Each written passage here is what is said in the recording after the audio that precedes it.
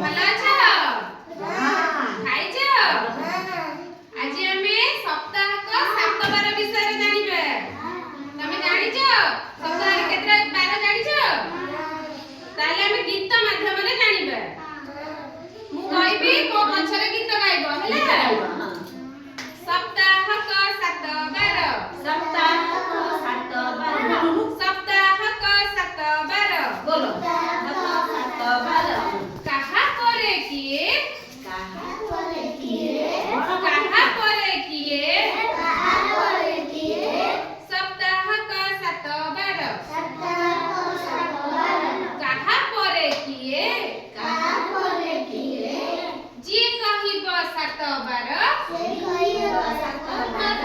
ଯିଏ କହିବ 7 ବାର, ଯିଏ କହିବ 7 ବାର।